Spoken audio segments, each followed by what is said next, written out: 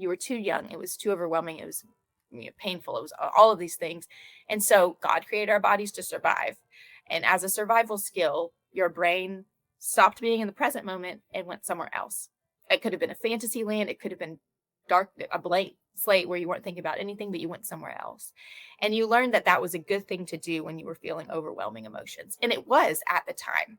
This is a little bit of a different view on dissociation than you might hear other places, but truly it helped you survive those events. So we're grateful it was there when it was necessary, because you didn't have the support. Likely you didn't have, what you needed. Well, now as an adult, your brain has gotten trained to, whenever any high, extreme emotion, or even not that extreme, but a negative emotion comes up, your brain goes back to that dissociation. And now a dissociation could look like scrolling. Dissociation could look like overeating. Dissociation could look like drug and alcohol abuse.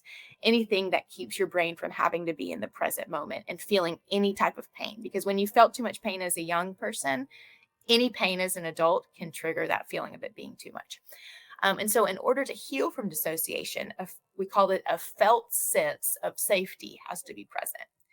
And that usually takes healing from the trauma, or at least working through some of the parts of the trauma. Now, you don't have to be fully healed before you can help with dissociation, but working on the trauma and grounding yourself in the present when the present is healthy. So having a practice of grounding, whether it's physical grounding, which we can talk about some ways to do that, emotional grounding, spiritual grounding, for believers, that's really powerful, but something that helps your body feel safe in the moment so that your brain can go, okay, I can come back to reality. I don't have to go somewhere else, or I don't have to, scroll for hours. So I don't have to feel these emotions.